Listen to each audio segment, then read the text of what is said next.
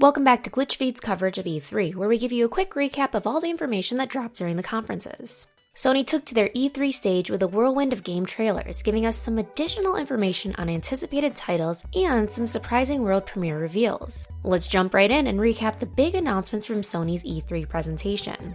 Sony started off with a bang with the reveal trailer of God of War, the next installment in their franchise. The game got quite the makeover with updated graphics and a new over-the-shoulder view. Add in the fact that the game takes place in a Norse setting, and you've got quite the change in scenery. We didn't get a date for God of War, nor any sort of explanation for how long it has been since the previous games, and the story behind the boy fighting with Kratos, but this was quite the start to the press conference. The next quick trailer showcased a new glimpse at The Last Guardian, a game we've been waiting a decade for.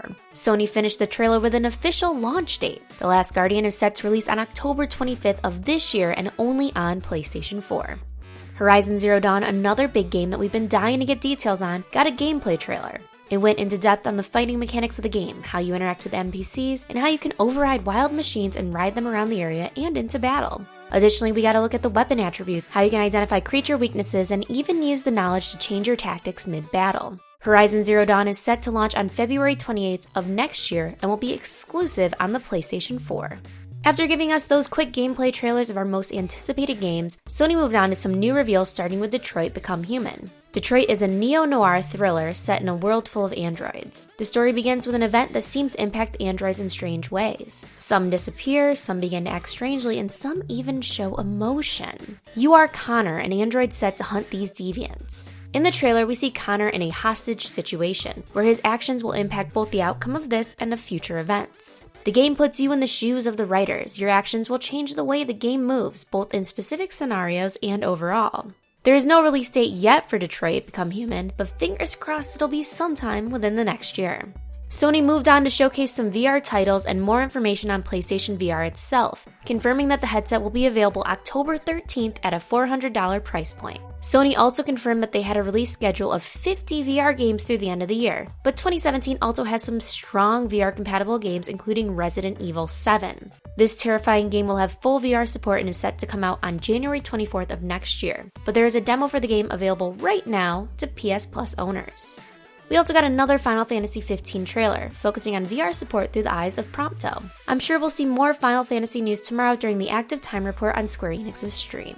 Moving forward, Sony launched into first-person shooter with a space setting that boasted fighting both in-ship and in space. Call of Duty Infinite Warfare looks clean with grappling mechanics, bombs, and jetpacks that allow players to move their way around space. In fact, it even appeared that they have gravity bombs. Infinite Warfare is set to release November 4th of this year. A game that we have been teased about again and again has finally been confirmed to be getting a remaster. The original Crash Bandicoot, Crash 2, and Warped will all be remastered from the ground up on the PlayStation 4. There's no word yet if Crash Team Racing will also get the same treatment, but I've got my fingers crossed. And another demo that you can play right now is LEGO Star Wars Episode 7, which is set to release in less than 2 weeks. LEGO Star Wars was a nice humorous break before what was possibly the biggest reveal of the night, Kojima taking the stage to tease his newest game, Death Stranding. Norman Reedus is back in this strange trailer where he appears to have woken up with a child outside of his body, but it disappears and he's left surrounded by dead fish on a beach. Really, there's not much to make of this teaser, but what did we expect? It's Kojima, so I'm sure it's going to be a thrilling ride no matter what he releases.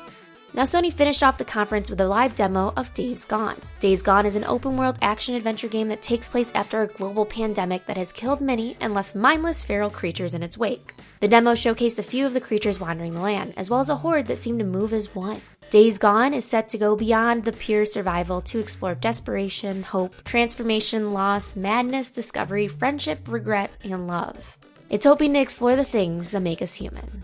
And that wraps up the big announcements from Sony's E3 press conference. What did you think of the trailers shown? Let us know in the comments below. And make sure to check back later for additional videos on all the big conference presentations throughout the week. And of course, subscribe and follow us on Twitter for the top news each and every day.